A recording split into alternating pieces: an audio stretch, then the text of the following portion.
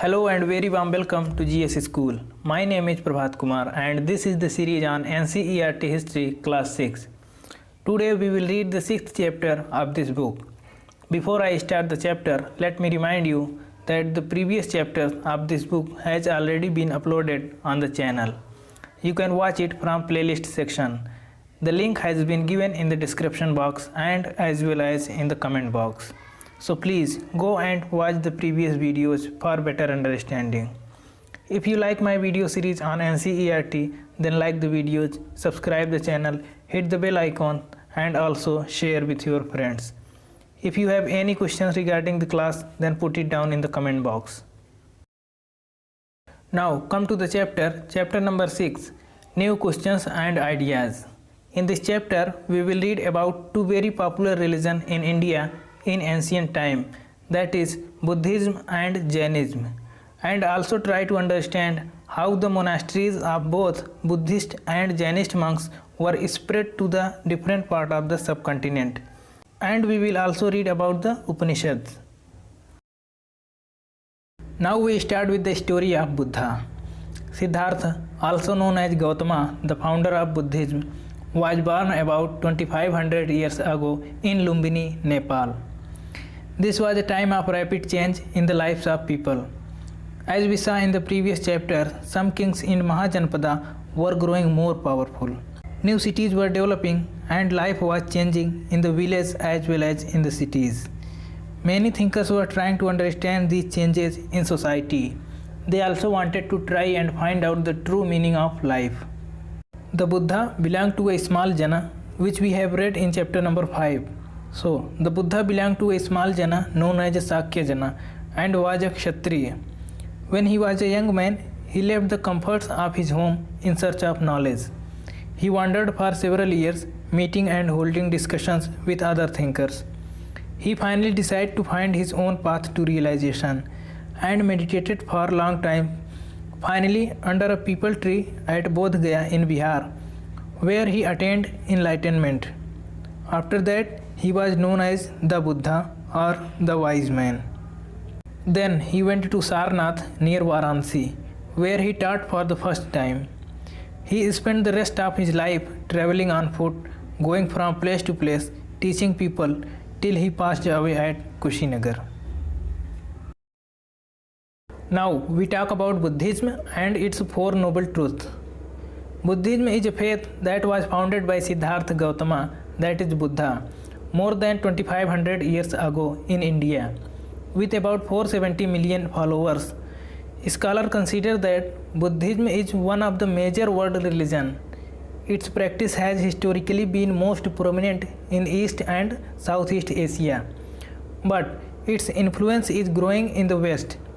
Many Buddhist ideas and philosophies overlap with those of other faiths. So, there are four noble truths in Buddhism.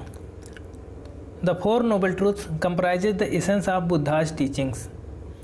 The first noble truth is dukkha, that is, life is full of suffering and unhappiness. In Hindi, जीवन दुख है. And the second is samudaya or tanha, which means cause of suffering. What is the cause of suffering? The desire. We have so many desires, sometimes even if we get what we wanted, but we are still not satisfied, because we want more. The Buddha described this as thirst or tanha. And the second noble truth is nirodha, that is solution for suffering. Dukha ka nivaran hai. And the solution is given in the fourth noble truth, that is magga. In magga, there are eightfold paths to overcome sufferings and unhappiness, and to lead a life of free from all the sufferings. In the next slide, we will see the eightfold path of Buddhism. Here are the eightfold path, that is right view, samyak drishti, right resolve, samyak sankalp, right speech, samyak vachan, right conduct, samyak karma, right livelihood, samyak jivika, right effort, samyak prayas, right mindfulness, samyak smriti, and the last one is right samadhi, samyak samadhi. These are the Ashtangic Marg, by which anyone can get rid of sufferings. He also taught people to be kind and to respect the lives of others, including animals. He believed that the result of our actions, called karma, whether it is good or bad, affect us both in this life and the next life. The Buddha taught in the language of the ordinary people, that is Prakrit, so that everybody could understand his message. He also encouraged people to think for themselves rather than to simply accept what he said. Let us see how he did this. With the help of a beautiful story mentioned in your textbook, that is the story of Kisha Gautami. Once there was a woman named Kisha Gautami whose son had died. She was so sad.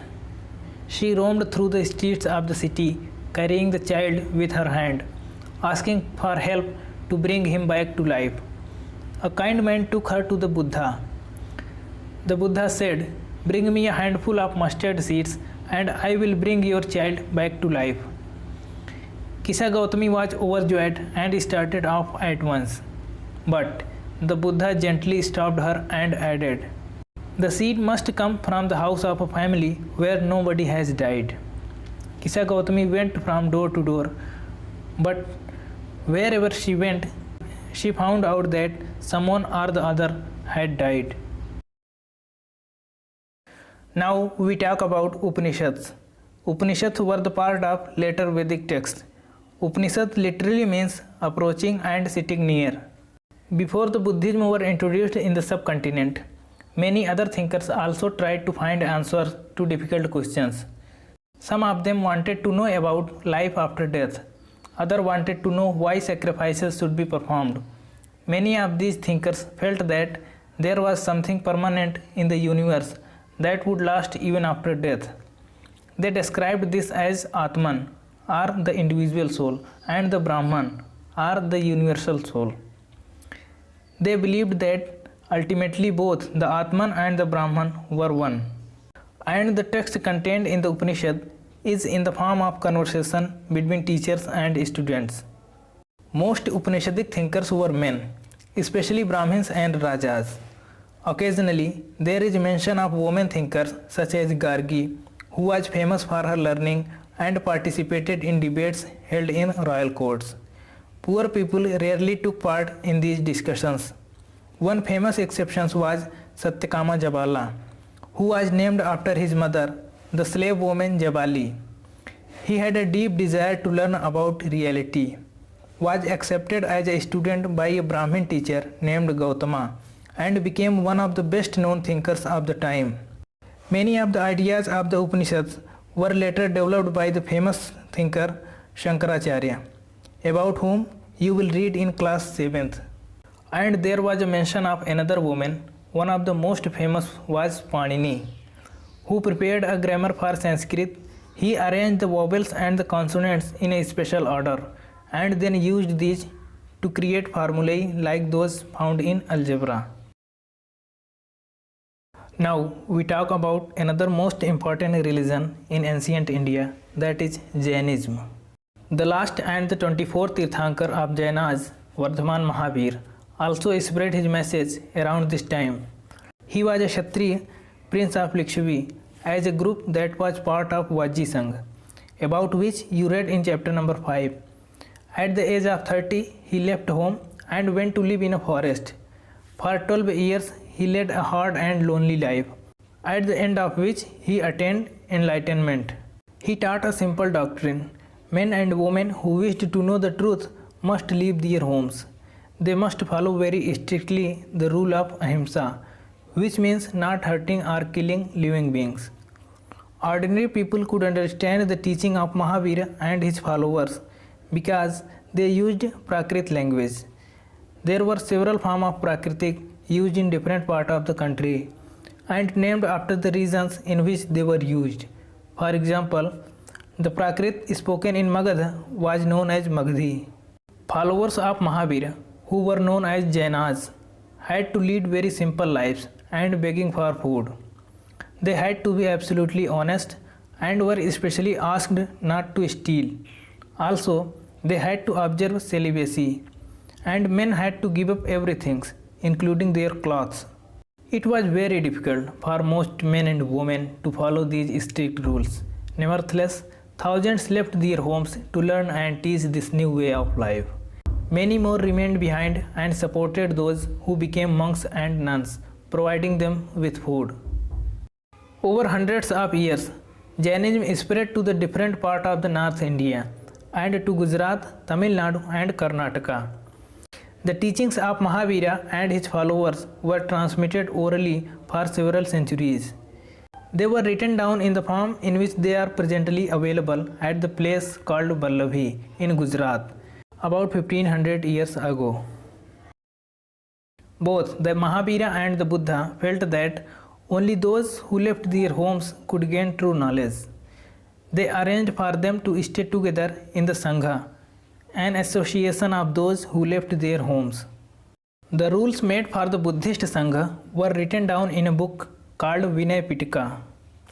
From this, we know that there were separate branches for men and women. All men could join the Sangha. However, children had to take the permission of their parents and slave that of their masters. Those who worked for the king had to take his permission and debtors that of creditors. Women had to take their husband's permission. Men and women who joined the Sangha led simple lives.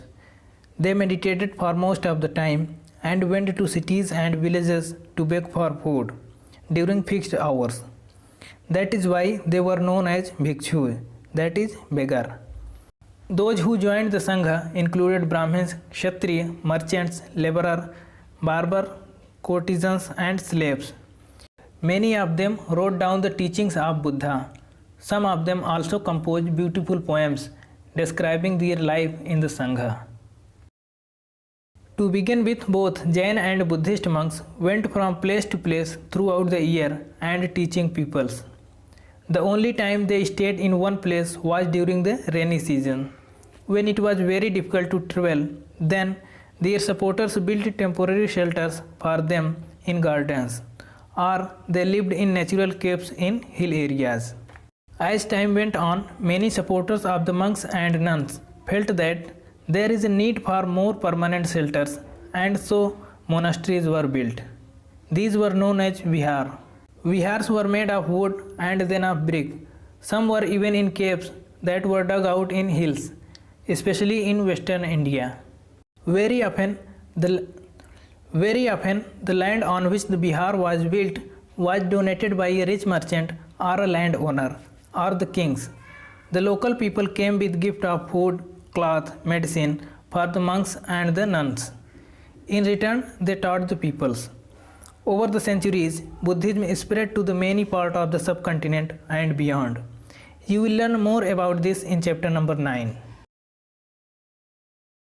The system of ashramas.